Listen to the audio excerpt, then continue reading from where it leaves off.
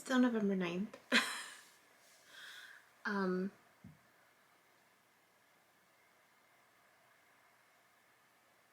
just been doing a lot of thinking, really. I've been reading the religion book, and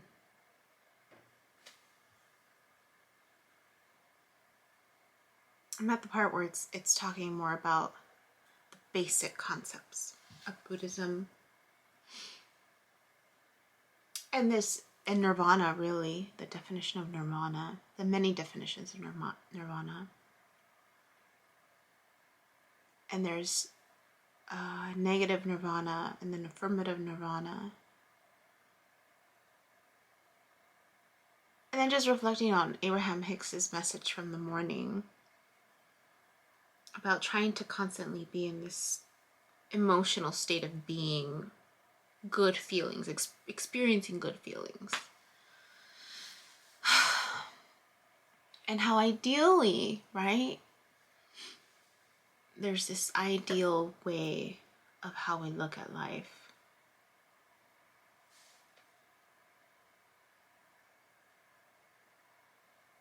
And just really, how do you shift, right, your mindset to just continuously look at life in that way, right? Because it takes time, it takes healing, it takes acknowledgement of the other side, right? Of our dark sides, of those parts of ourselves that maybe we see or we don't see, right? Until it's brought into our awareness. And I think as a society, we're just so used to seeing everything in two sides, right? The positive and negative side of life. But I think because of that constant and continuous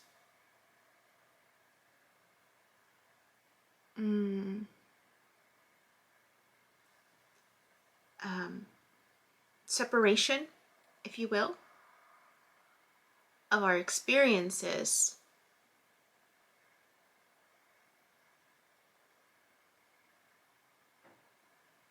we can get stuck. You can get stuck at either looking at the world as all bad or all good.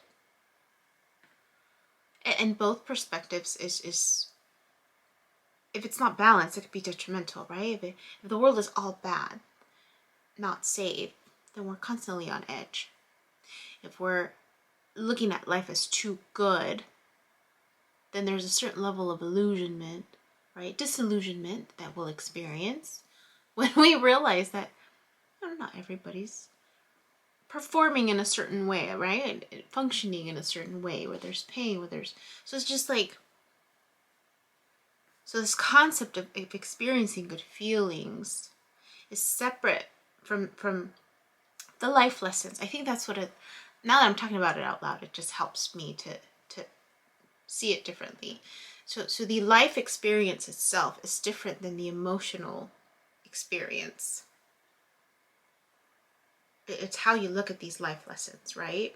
And this state of nirvana almost, because in the book it described it as, because someone said, can you see it? Can you see nirvana? Can you describe what it looks like? And then they said it's like the wind. Someone said it was like the wind. You can't see it, but you can feel it. So you know it exists. So it's a state of being, it's an emotional, right? Experience, because you're constantly processing. If it's a state of being, then you're still continuously processing information through your senses. So there's a certain element of feeling and seeing, because processing also includes that sight. How you see your situation. And if you can see your life experiences as this balanced state of nirvana, where it's purposeful, right? Where it's purposeful, then all of your experiences, you'll be able to quickly find the silver lining, find the golden nugget, find the life lesson, be able to feel the emotion, be more aware of the purpose of that emotion, give yourself permission to feel it, then you transform it and then you move on. And I was still thinking too, I was reflecting on this person from my past and this comment that stranger made about our energy. I was talking about energy today with my clients in the sense of the energetic imprint that's left from an experience, right? Because I'm also learning and shifting my own language about trauma and trying to shift away from labeling an experience as that's trauma, but more of the energetic imprint, right? The imprint it's left on our nervous system, on our body, on our emotions. So it's really just the imprint that's the trauma is the imprint from this situation.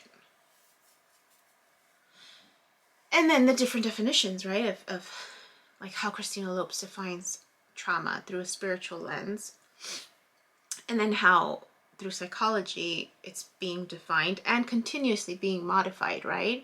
Because we're learning that it's not just your typical physical abuse, sexual abuse type of event, right? It's your perception of the experience and or experiences and how that impacts you physically, emotionally, mentally, energetically, right? This whole body experience. So I was talking to my clients about this energetic imprint that's left. And, just the need to like making sure, right, that yes, we're addressing the cognitive piece and to a certain degree the emotional piece, but there's still the physical piece of it. And because people will still have aversions to touch, or it's not their go-to, sense of comfort, or they're experiencing so much tightness in their body that they're needing to release, right? The traffic jam, right? The energetic and traffic jam, the nervous system, the traffic jam that occurs with the nervous system, the blood flow, all of that stuff is all interconnected.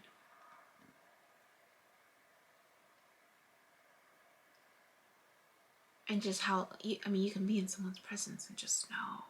You can feel the energy when someone's in a bad mood or when there was a fight and you walk in and then you just feel the tension, right? So anyways, I was just thinking about that. And then the comment that lady said about me and this person from my past. And then the comment from my sister's friend about me and my ex. Right? And just that connection of like how people can see it. People can see it.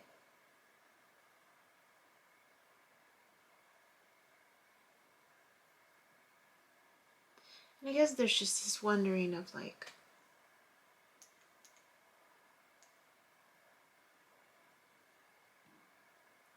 we were having fun. We were having fun. We were relaxed. He wasn't stressed. I wasn't stressed. So our energy showed that, right? Just two people being present and having fun and enjoying each other's company and not worrying about anything except for that moment.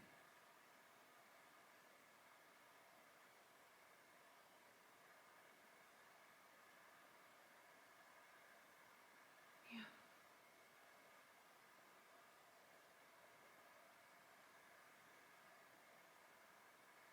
The importance, right? Of staying focused, staying present.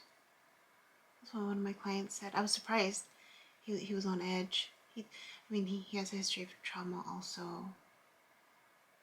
But when I checked in with him in the morning, in the beginning of the session, he's like, Miss Yubitsa, I feel really grounded. I was like, tripped out. I was like, oh, okay, tell me more. He's just like, I was practicing mindfulness, like very proactive. but he's just like, I just feel so relaxed. And I was so grateful to hear that, right? I mean, he's been on top of just, you know, he's doing his part. He's doing his part, right? His motivation is making an effort. And he's seeing it within himself, which is great. And then there are other clients that are just, the trauma's just too much. It's too much. And they have to disconnect, and they're like, I can't. I'm like, okay, no problem. That's where you're at. What do you need?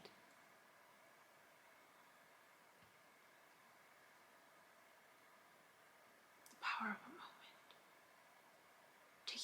Taking power over that moment, right? Giving yourself permission.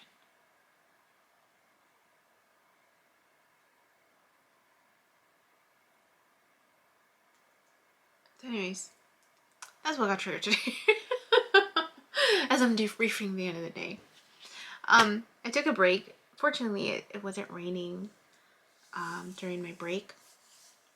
And I had a longer break than usual today, so I took my midday break and walked. Early afternoon break, because really my break is in the early afternoon. And I walked to Dolores Park, and then as I was walking, right, I was all bundled up, and realizing how grateful I was for this new routine that I have for myself, that I've created for myself, really, and just being grateful in that moment, listening to my music, and then on the way back, because I had a little extra time, I went into a new little shop that I'd never been to before, grocery store, and I didn't take much money with me, but I thought that they were selling chocolate. So they have all these different, like, sample size chocolates. I was like, ooh, let me try them, right? Because I'm trying to find a good chocolate. I haven't found one yet. I don't know, for those of you that don't know, my favorite chocolate at this point is the Vinci chocolate from Italy, actually. And they had vegan options, and it's freaking delicious. And I saw that they sold some at some of the grocery stores, but they weren't the vegan option. So I'm trying to find other vegan option chocolate. And so there's this chocolate place or pastry. I have to look it up. But it's a dandelion chocolate. And I remember passing by the factory at the beginning, or maybe it was the old factory, I don't know, but it had the dandelion sign. When I was thinking about moving here, and I remember seeing it, I was like, oh, that's a dandelion, right? Because it's my favorite flower. And it is even considered a flower, right? I need to find out what the definition of a flower is. Because it really, like I mentioned before, the dandelion is really just a bunch of seeds. I'm looking over because I have it. I have the, whoops. I have the little thing where the dandelion is immortalized. But they have the chocolate, the dandelion chocolate, and I saw that it was a non-dairy option, but I haven't tried it yet. And they actually have like a little chocolate shop that I pass by all the time, and I haven't. I feel like I'm waiting. I'm waiting for something. I don't know. To take me there. A reason. But I saw it. I saw that they were selling the dandelion chocolate, and I was curious. But I didn't take a lot of money with me, because I didn't really take anything except my keys, my phone, and a few dollars. But there was this element of, like, when I put it in my pocket, because I didn't have a purse or anything, as I was walking down the street, there's this element of, like, sneakiness almost, of just like, oh, I went to the store, no one knows that I went to the store, no one knows that I bought chocolate, it's in my pocket. And so there was just like this joyful sneakiness of, I have a secret that no one knows. Instead, I have 4 pieces of chocolate in my pocket. and just tickled me all the way home. It's a light in the little moments, okay? But anyways, I just wanted to share that awareness of nirvana. Just random thoughts. That's all. Alright. Have a good night. Bye. Hi. My name is Yubi, and in case you haven't figured it out, this footage is capturing my experience as I learn to navigate my personal spiritual awakening. I am learning that this experience is unique to each one of us. In whatever way we believe we are embracing living our truth, this just happens to be my journey. And despite me having a graduate degree and a license in clinical social work, this by no means is intended to replace any type of mental health advice. This is just me on a personal level, documenting my experience, shedding light on the truth that I am learning and discovering for myself, and really inviting you along for the ride. If by some magical chance you find this content to be helpful in any way, shape, or form, please click the like button, share the message, subscribe to my YouTube channel. I have an Instagram account, a personal one, and one specifically for this channel that you're more than welcome to check out. I'm an open book. I have also created t-shirt designs. I'm wearing my favorite one right now, which is the North Node design, but I have that and other things that you can look at inspired by this process and journey, and I have the link in the description box as well as in the about section of my YouTube channel. So you're more than welcome to check those items out. Any type of support is great. Again, if you find this content really helpful or meaningful, sometimes when we take that step and be vulnerable, with showing what's inside our hearts and what's really our truth, we realize that we're much more connected than what we thought we were. And so I hope that as I'm living this experience, and that you find some type of truth for yourself, or find some type of ability to heal in some way just by relating, just by knowing that you're not alone. That really has been my goal with this process, not just being able to connect with others, but really for my own healing. It's definitely been a therapeutic experience and a very creative one for myself. So I thank you.